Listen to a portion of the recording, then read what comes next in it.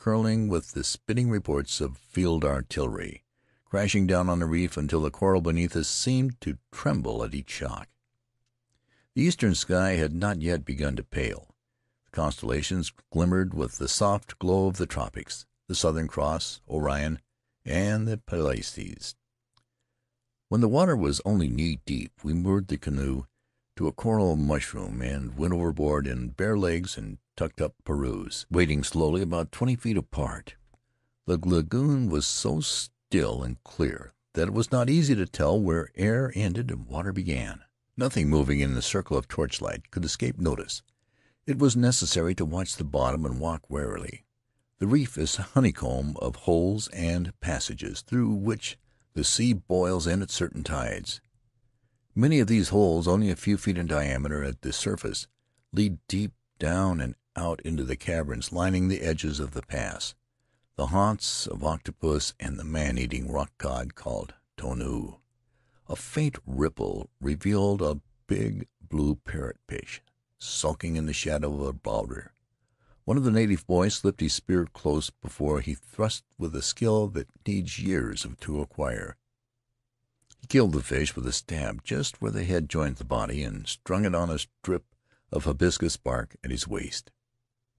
These lagoons swarm with strange forms of life unknown in northern waters.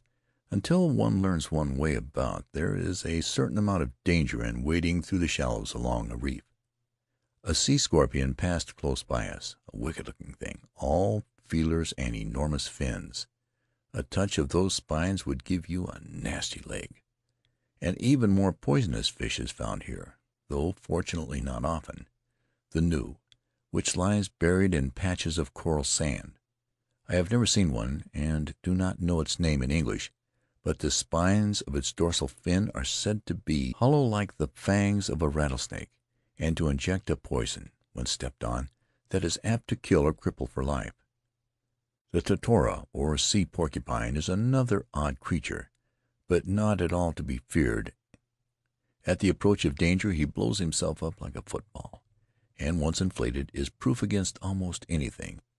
I've seen a man hurl a heavy stone on one a dozen times without being able to burst him open.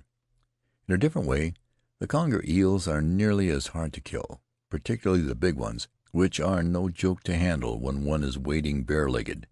One must be on the alert every moment, torch blazing, spear poised.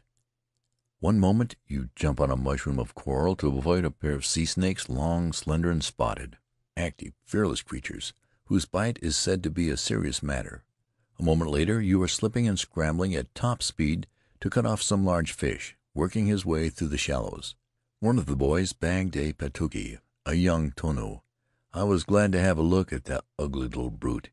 He was only a foot long, a marvel of protective coloring, irregularly spotted and blotched so as to be nearly invisible against a background of coral. The size of the mouth, the power of the jaws, and the rows of cruel little teeth convinced me that the full-grown fish must deserve the bad name given him by the pearl divers. The light was gray and the cloudbanks along the eastern horizon flushing pale rose, when the boys extinguished their torches and set out across the lagoon, each one trailing a heavy string of fish.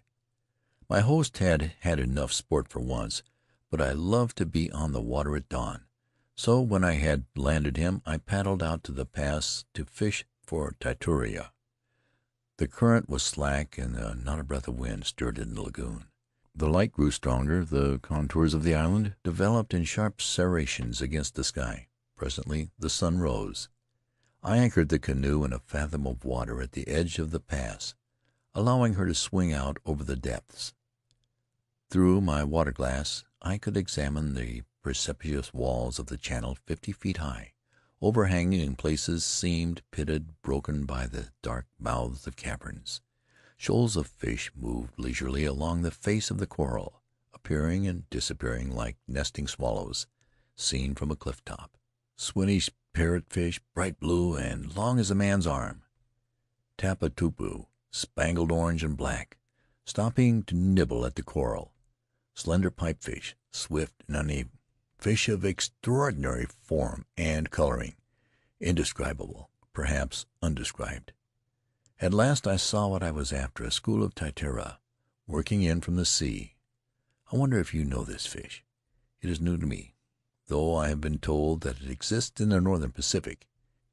It is of the true game type, swift and rapacious, with a conformation of a mackerel, and related, I should say, to the pompano of American waters. The younger ones, 8 to 10 inches long, and approaching at certain times of year, in great schools, are called aturi. When medium-sized, running from 2 pounds up to 12, it is known as titara in the Cook Islands, papero in Tahiti, and on the east. The fully grown fish, which attains a weight of 100 pounds or more, is called runa. These different names for stages in the life of the same fish are interesting to me, for they illustrate the richness in certain directions of a language so poor in others. We have such terms in English, but they are rapidly becoming obsolete. I doubt, for example, if the average man at home knows that a young salmon is called a grilse, and the younger one a par. One's outfit for this kind of fishing consists of a pail of hermit crabs, a couple of stones for crushing them, 100 feet of stout cotton line, a single hook on a length of piano wire, and several dozen pebbles, to be used as sinkers. First of all, you smash the shells of a few crabs, tear off the soft bodies for bait, and crush the claws and legs to a paste. This chum is thrown overboard little by little to attract the fish and keep them about the canoe. When a glance through the water glass shows that the fish you want have gathered beneath you, a pebble is attached to the line by means of a special hitch, which can be undone by a jerk. Now you lower the line over the side until the bait is in the required position. A sharp pull frees the sinker, and you are ready for the first client. The theory of the detachable sinker is that it enables one to fish at a distance from the boat without having the hook rest on the bottom, where it is apt to foul on the coral.